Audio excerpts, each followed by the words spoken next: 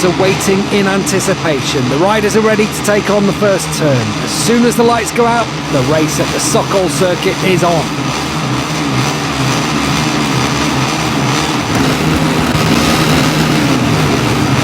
An historic Grand Prix day for MotoGP. We're going to be lights out here in India, and Grand Prix racing is go at the Berg International Circuit. What a dream start from pole position by Leopard Honda's Jaume Maska, the number 5 bike. Going backwards at the moment is Matteo Bertelli. Scott Oldham trying to go around the outside of him in the first corner. Sasaki straight up into second spot. Dennis Unchu did make progress on that first lap on the back of the grid. He's up to 21st place, but he's not made the progress he hoped for, as Holgado is in the centre of the storm there into turn 1. He was side by side there with one of the CIP green power machines, and he got sent wide. So Salvador at the inside of Holgado, who's now fighting back into turn 3, and he got that all wrong too. Yeah, Unju then straight away. Coming on in the big high side. That's Kelso, I think. Big high side is Joel Kelso. He's lost his visor, trying to squeeze the power on to get the slingshot down that 1200 metre back straight. Big high side then for the Aussie. Let's check the lap times of the top 2 men. Masia and Sasaki getting the exchange. Fastest laps of this Grand Prix. The slightly quicker man once again was Sasaki, 1:59.493.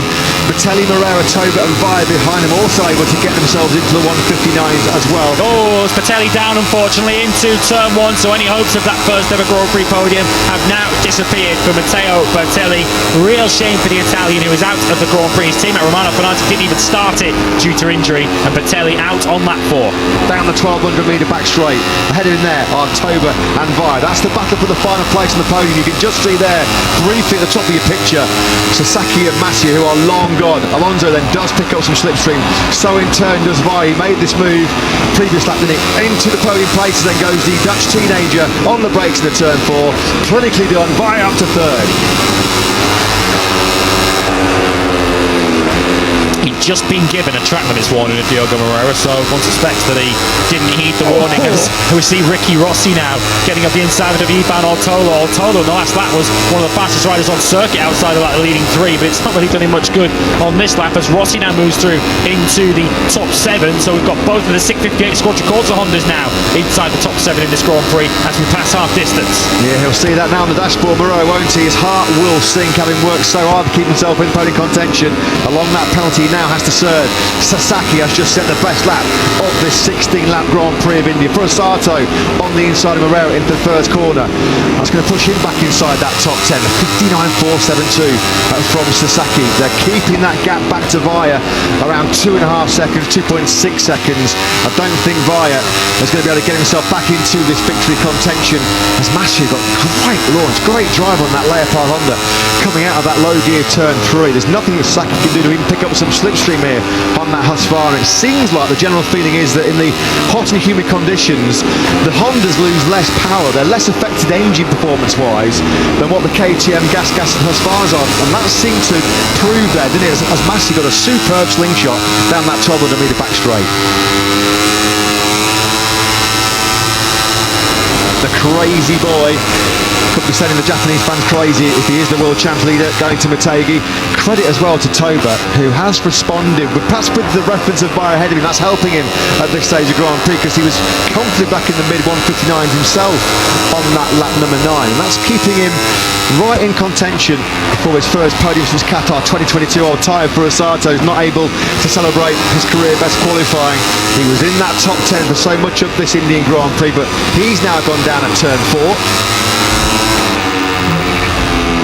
Is this what happened to them on the previous lap that cost them all some time, as Holgado tried to get up the inside of David Alonso? Is he going to send a pair of them out wide? No, clean enough through turn 4, but they lost some serious touch. Alonso knew he could look behind him because he knows that there's no hope of catching anyone up ahead of him. That was just Holgado getting a massive slipstream. He had 2 bikes. He was behind Rossi and Alonso and just took full advantage. Sato has rejoined this Grand Prix, but Holgado there taking the full advantage, maximising the slipstream to full effect, and just blitzed through on Rossi and Alonso. So he's up into 5th place. This is a real good rescue job. What a salvage operation this has been so far from Holgado.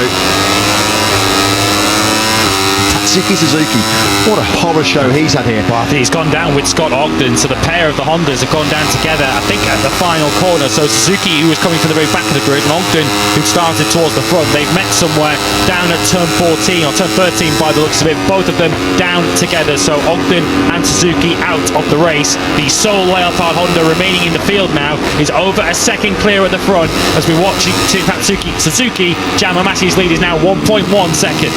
Happy 26th birthday, Tatsuki. Oh, it's Ogden. Ogden has the big high side. That was nasty. That was really nasty. Scott Ogden losing the rear then, getting the power on. Thankfully, Suzuki's Leopard Honda, which carried on down the grass on the outside, it didn't come back onto the circuit, but Ogden losing the rear there, nothing that Suzuki could do about that. The 71 metres to 95, but I only think it'll be a few more metres before Colin Vire moves up into second place. Of course, he missed out to his teammate in Austria on a first podium by half a bike length. Surely Vire is just going to have to go for this. Not this time around at turn 4, although he's almost running into back of Sasaki. The differential in their speed and pace at this late stage of this Grand Prix. This is so important in terms of the championship. As it stands right now then, Sasaki is Toba's going through on Vire. There's the problem. You just wondered, don't you, whether Vire was trying his best to protect Sasaki, who goes wide again through turn 5, but Vire trying to potentially protect Sasaki. Toba just got the better speed and comes on through, and now Toba can set about attacking his fellow countryman Sasaki. Well, now we're on the final lap. You bet your life that Colin Vire can help his teammate now. They'll be desperate for Vire to get in there and get past Kaito Toba, just to give Yumi Sasaki a little bit of protection on this final lap. This was where Toba took Sasaki last time around, but he wasn't able to maintain that around the final lap. Once again, you'd expect him to go for that inside line down the back straight. There's nothing Sasaki can do here. He's just got it absolutely pinned. So the pair of the Hondas have gone down together, I think, at the final corner. So Suzuki, who was coming from the very back of the grid, and Ogden, who'd started towards the front, they've met somewhere down at turn 14 or turn 13 by the looks of it, both of them down together. So Ogden and Suzuki out of the race. The sole Leopard Honda remaining in the field now is over a second clear at the front as we watch Tatsuki Suzuki. Yamamasi's lead is now 1.1 seconds. Happy 26th birthday, Tatsuki. Oh, it's Ogden. Ogden has the big high side. That was nasty. That was really nasty. Scott Ogden losing the rear then, getting the power on. Thankfully, Suzuki's Leopard Honda, which carried on down the grass on the outside, it didn't come back onto the circuit, but Ogden losing the rear there, nothing that Suzuki could do about that. The 71 metres to 95, but I only think it'll be a few more metres before Colin Vire moves up into second place. Of course, he missed out to his teammate in Austria on a first podium by half a bike length. Surely Vire is just going to have to go for this. Not this time around at turn 4, although he's almost running into back of Sasaki. The differential in their speed and pace at this late stage of this Grand Prix. This is so important in terms of the championship. As it stands right now then, Sasaki is Toba. Toba's going through on Vire. There's the problem. You just wondered, don't you, whether Vire was trying his best to protect Sasaki, who goes wide again through turn 5, but Vire trying to potentially protect Sasaki. Toba just got the better speed and comes on through, and now Toba can set about attacking his fellow countryman Sasaki. Well, now we're on the final lap. You bet your life that Colin Vire can help his teammate now. They'll be desperate for Vire to get in there and get past Kaito Toba, just to give Yumi Sasaki a little bit of protection on this final lap. This was where Toba took Sasaki last time around, but he wasn't able to maintain that around the final lap. Once again, you'd expect him to go for that inside line down the back straight. There's nothing Sasaki can do here. He's just got it absolutely pinned as Toba pulls alongside him once again up the inside into the second place. But again, Sasaki does his level best to fight back, and he regains it again.